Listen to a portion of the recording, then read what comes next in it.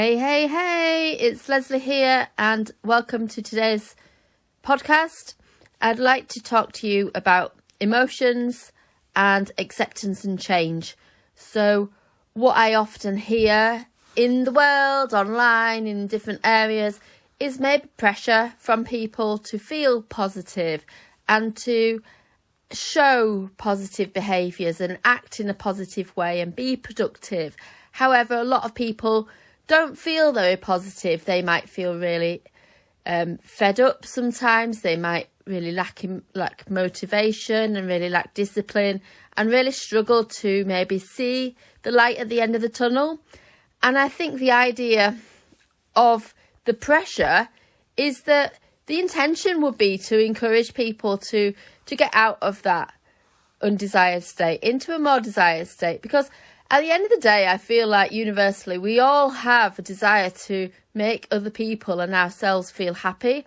However, actually, sometimes people don't feel that emotion, and it's really quite tricky for people to be able to change that emotion, and they might feel a little bit invalidated by this. Let's try and be happy. Let's try and be positive.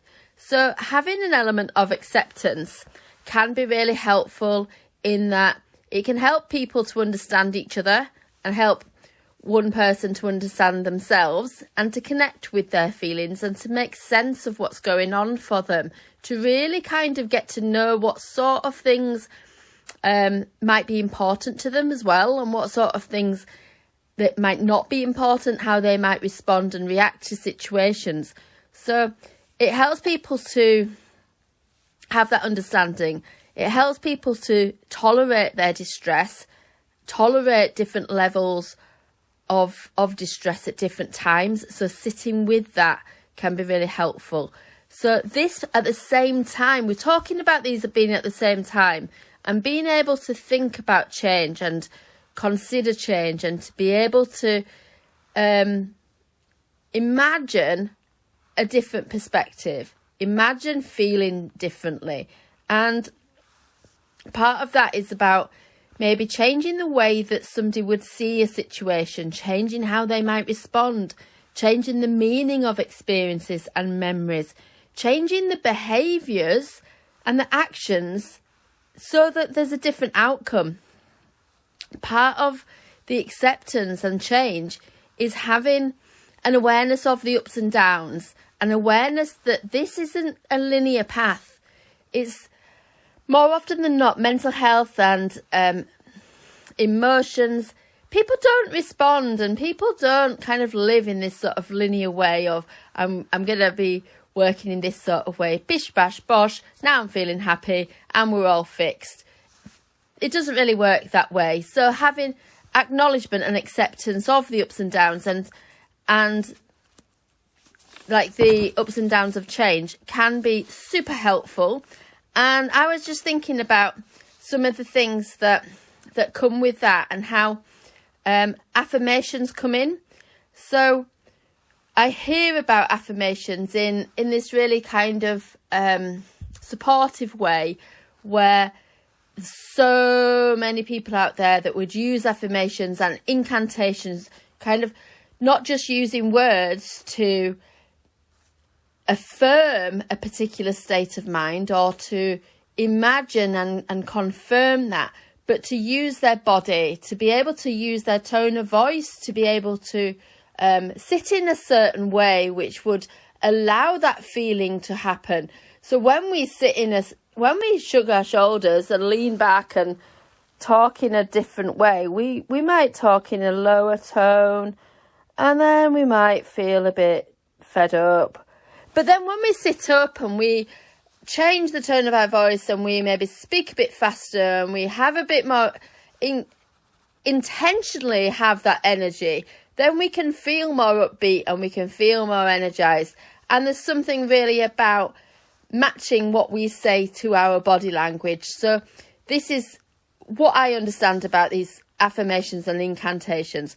However, jumping back to the acceptance of the current position, I am really aware that many people would really struggle to see an inspirational quote and see how that could relate to them, or read out an affirmation of, I am strong, I am loved, I am awesome, I am doing amazingly, and really embody that. I think a lot of people, especially like when you're working with people that have been through really difficult experiences, maybe their map of the world and the way that they see the world and the way that they see themselves is different. So things like being able to think about how we actually use affirmations in a way that can also accept somebody's current emotional state. So being able to say, I am strong, and really, I am strong, I'm standing up now and I'm feeling strong. Now, part of that is being able to visualise and remember or create a time when you were strong and affirm it, and maybe squeeze your fist to confirm that I'm strong, and maybe kind of even move your arms around to create that feeling that you, when you were out running, so you've got that powerful, strong feeling. However, what often happens is that people are looking at the word, they're walking to the bathroom, they've got a little post-it note on the wall, I am strong, and they're going brushing their teeth and they're going, I'm strong, I'm strong, I'm strong. I'm not strong. No, I'm not strong. What the heck? I'm not strong. And I'm saying all this, I'm strong. That's just reminded me that I'm not strong. So it can feel a bit fake for some people sometimes, me included. And sometimes it can feel inauthentic. It can feel a bit invalidating if somebody's saying, yes, you are strong. You are strong. They're offering reassurance rather than some empathy of saying, well, actually, if you're not feeling strong, I can understand, because I too have not felt strong sometimes. And so being able to step into a different point of view and to see your strengths and see things from different perspectives can be really helpful. And being able to and being open-minded and open to do that can be a really powerful way of actually being able to shift this. So instead of just saying I'm strong, what we can say is, there are times when I remember that I am strong, and times I am so strong that I can show my vulnerability. This makes me stronger. And whoa, you know what? I don't know whether that would apply for everybody, but that sort of phrase works for me. And when I'm working with young people who experiencing different mental health, illness, problems, difficulties, and they'll say, I feel like really weak, and it feels really important to me to be strong, and I don't feel that I'm strong. And I'll say to them, and I suppose this is me, I'm being a bit contradictory here, because I'm actually offering the fact that showing vulnerability is one way of being strong. Now, at the same time as saying, well, I can understand if you're not feeling very strong, that must be really challenging for you. And maybe like having that validation and having that sense of empathy. So I'm thinking about how we might be able to think about other things. So I am loved. So, you know what? If I had £1 every time someone said to me, you just have to love yourself. Self-love, it's so important. And we've got Valentine's Day coming up, and it's, you know what, actually, it's amazing when there's going to be a postal strike on Tuesday, I bet. We've got all the strikes going on at the moment, but I guarantee there'll be a postal strike to my house on Tuesday morning on Valentine's Day.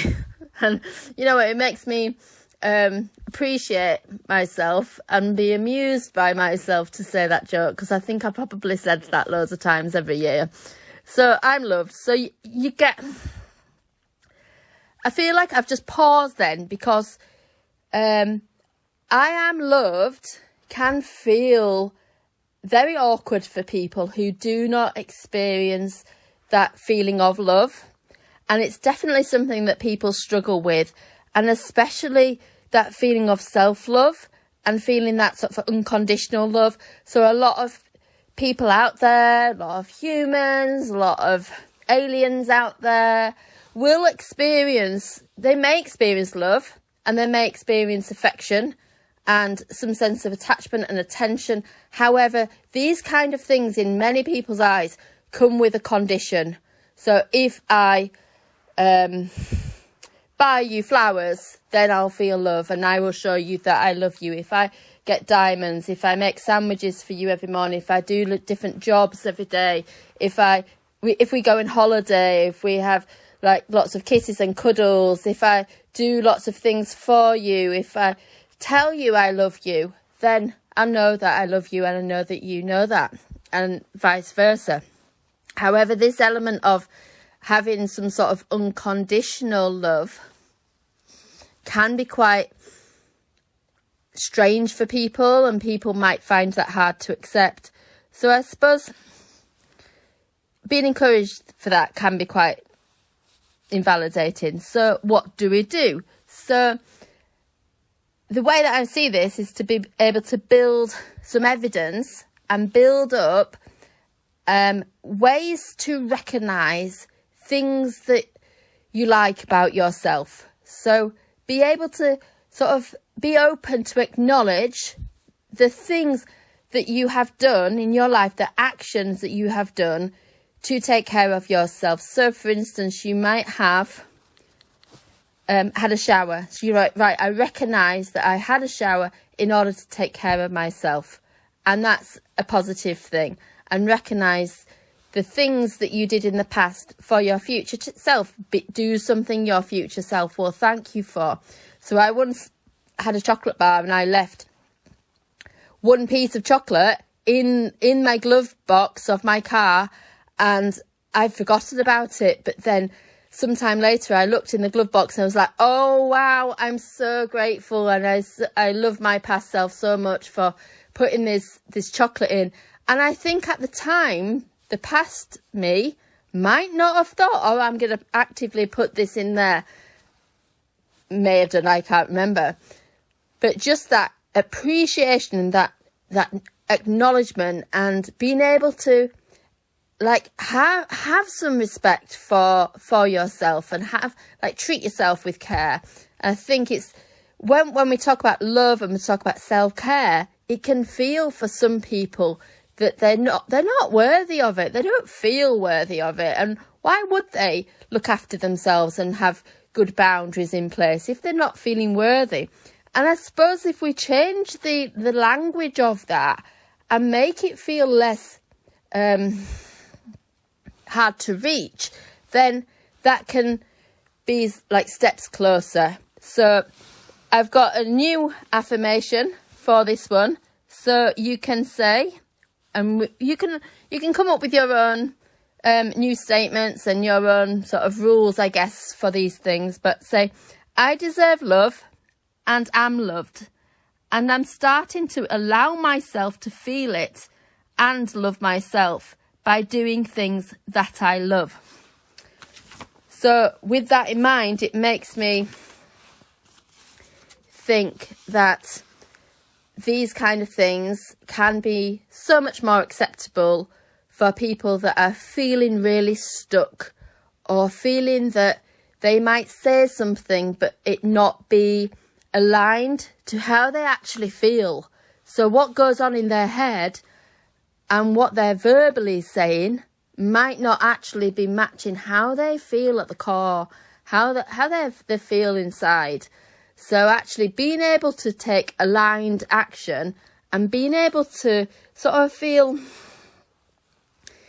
proud that you're taking those steps can for sure be further steps towards change. So that was all about acceptance and change, and how reframing affirmations can help people to feel more empowered and more aligned and more embodied to that feeling and to that expression. So thanks for listening, and take care.